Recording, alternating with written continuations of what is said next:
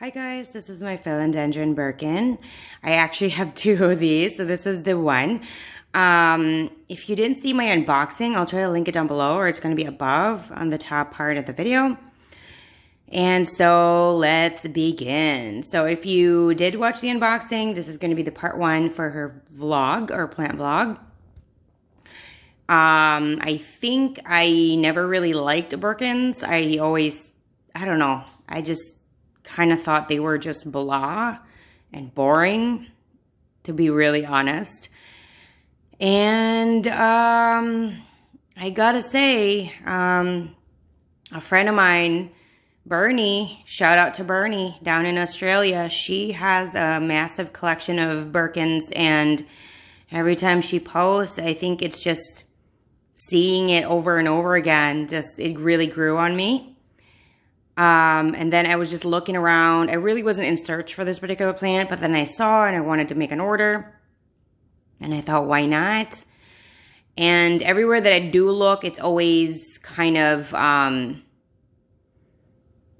of stock, or the price is always much higher than I would expect. And this was like on sale, like nobody was buying it. I don't know. I think it was just like slightly overrated. But anyway, so I got two of these. These came in 4-inch pots. When I honestly I think I transplanted them right away into their own 6-inch pot. And this is what this pot is in now. That is Schultz potting soil. It's nothing special. This is a philodendron. This is not my first philodendron, so I do know how philodendrons work. My first ever philodendron is a philodendron scandens. That is, I can't say the H name for it. I can only say that one. It was called the sweetheart plant or the heart leaf. That was my very first philodendron plant. So I do know how they do work. They can only tolerate indirect medium light, so east or west facing windows are okay. Most philodendrons can't really tolerate west facing windows. I'm experimenting with this one because she is in white variegation. So she is currently sitting in a west facing window right now. She is being watered every 7 days. I think I think she is ready to be watered probably tomorrow. And everything that I do provide in watering is linked down below in the description section, including all my social media accounts. So if you're interested in that, it will be down there. So far, I've only had her for such a short amount of time. From what I've noticed, though, is that if you are new to philodendrons, I would really stick to the more ordinary ones first, the ones with no variegation. Because from what I've noticed, philodendrons and variegated philodendrons is a whole different animal in itself. Even other plants that have variegation also can be tricky. I always suggest to get the all plain green one first to just try it out and work at that for weeks or months. If you do have a ton of plants already, you might only need like a few weeks or a month to get adjusted to how a specific species works.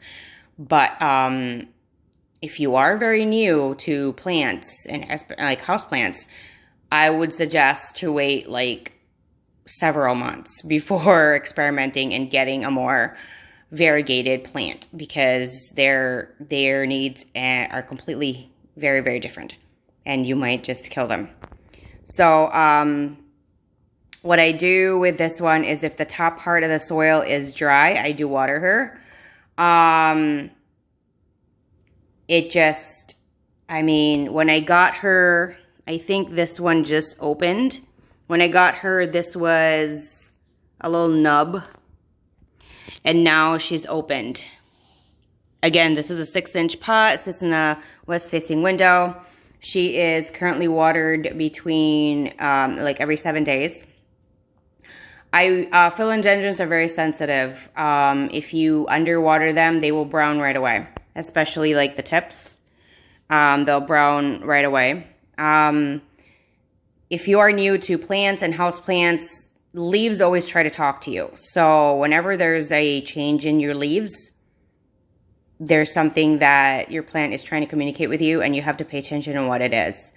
Most of the time, it is a water issue, overwatering or underwatering. Second, it is a light issue, lack of light or too much light. So just pay attention to that a lot. If there's anything else, if you have any tips, advice, or you want to chit chat about this particular plant, if you have one or more, let me know down in the comment section below. So far, I mean, I'm saying that right now, but who knows? So far, I am not interested in propagating this particular plant, but we shall see further on, because I do love clipping and propagating, but I do pick and choose which ones I do want to do that with. And the reason for that is I don't want to like have 10 of the similar plants, and I don't really want 10 of the same kind. I already have like, I think over 10 jade plants right now, and I have almost 10 Ficus elastica tanikis. I have like a ton of other plants too, like just from clippings and propagating. I think clipping your own plants and propagating them for yourself for enjoyment is really fun for me.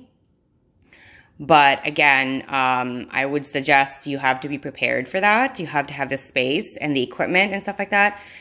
If you are new to propagation, you've never propagated, I would suggest you do your research. I followed all the directions for water propagation.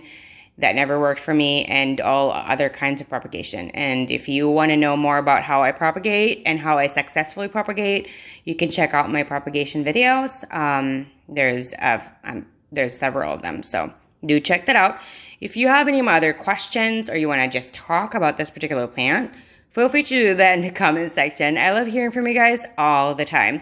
Anything else, I hope you want to connect and subscribe, and of course, hit the like button and and the bell so you're notified every single time I do upload a new video. Thank you guys so much, and I'll see you guys again next time. Bye.